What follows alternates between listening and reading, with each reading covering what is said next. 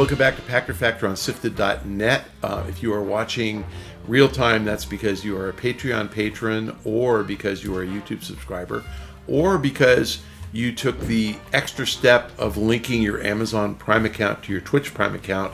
That's a 3-step process. It takes about 4 seconds, and there are instructions in the show description below. So please try to do that. It's free, even if you're already paying on Patreon, already paying on YouTube. It costs you nothing. Amazon pays us, and it's part of your Prime subscription. So go for it.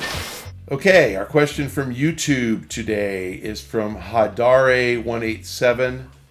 When House of Cards started winning Emmy Awards, it gave validation not only to Netflix, but to streaming in the medium. It took years for performers like Andy Serkis to earn recognition, but it's unlikely any gaming performance will get recognition outside the Game Awards. What do you think has to happen for video games to be recognized as mainstream art and not just associated with FIFA and Fortnite?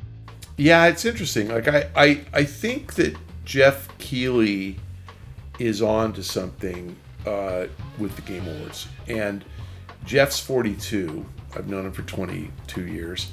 I remember him when he was 20. He's got another 20 years to see this through. His vision is the Game Awards becomes as big as the Academy Awards.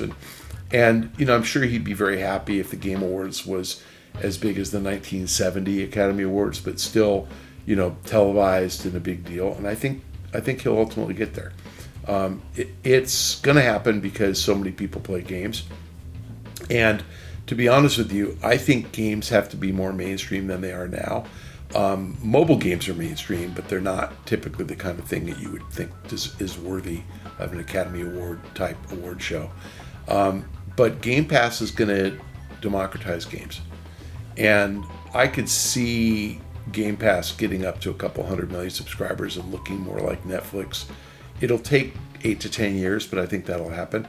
And when it looks more like Netflix, then there's going to be enough people playing games that are going to appreciate how good they are. And I think you're going to get more and more viewership of Game Awards. The other thing is that gamers are going to age. And so today's 15-year-old and 25-year-old are going to be 25 and 35 years old 10 years from now and still playing games. And I think that there's a lot of ownership among gamers. This is our genre, and we're entitled to, you know, having people reward great achievement in the art form.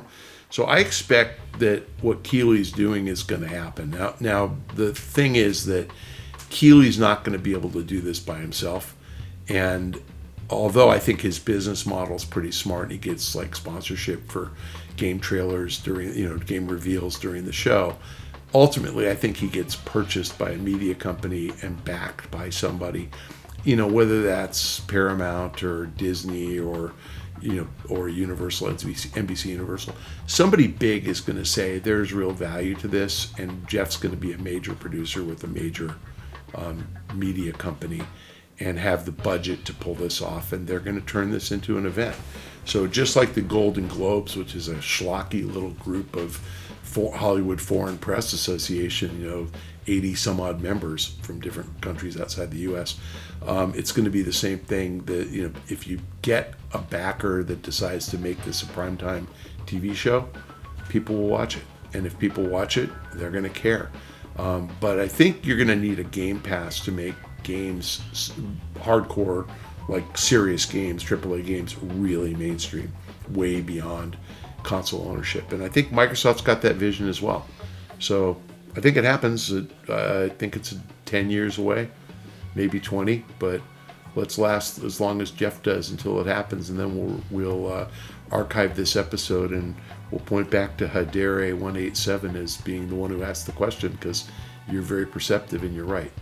Over time, the art forms of movies, TV, and games are going to come closer together, because I think that the interactive nature of games allows for kind of ultimate creativity.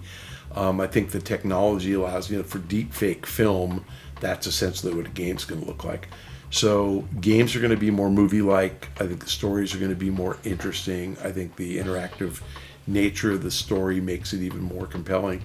And I think that the genre, as it gets bigger and bigger, with 200 million Game Pass subscribers, suddenly if you have 200 million people paying $180 a year, there's $36 billion a year of revenue in an industry that right now is maybe 20.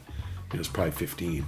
So you're going to get so much more revenue. You're going to bid up content, and it's going to be just like Netflix. I mean, you've seen more and more and more TV shows created because Netflix has so many subscribers demanding so much more content.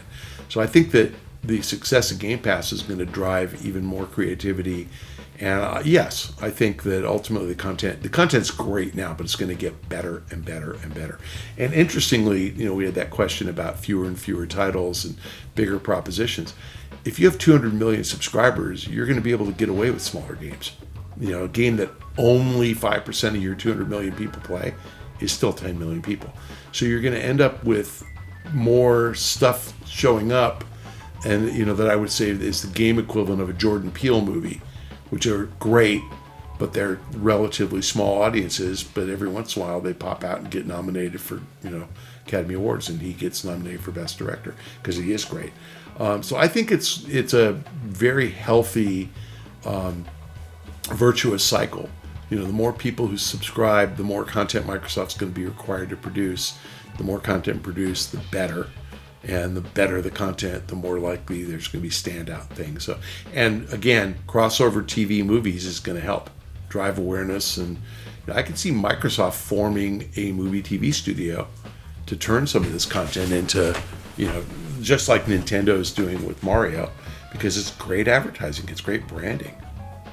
Just like Disney does. Like we have in my house, we have Grogu figurines because Grogu is so cute, but he didn't exist until The Mandalorian. So Disney is smart. Those things were out within 2 weeks of him being on that TV show. They knew it was coming, and they knew people would want them. So Disney is smart about merchandising from it, and they're smart about figuring out where to exploit the content that they have. I think that the games industry will get just as smart. It'll evolve over the next 10 years, but it'll be fun.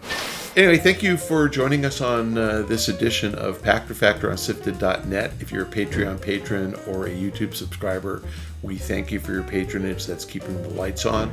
If you have managed to figure out how to link your Amazon Prime account to your Twitch Prime account, then we appreciate that you've done it.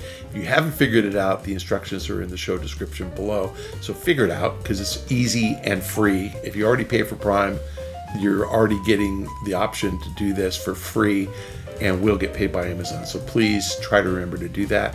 If you have no Amazon Prime and no money, you're watching this a week late on YouTube, thanks for tuning in. Hope I'm entertaining you. And the price for that is you have to follow me on Twitter at Michael Pachter. Please do mention that I shamed you into it, and I will give you a shout out on Twitter. I'll see you guys next time. Thank you.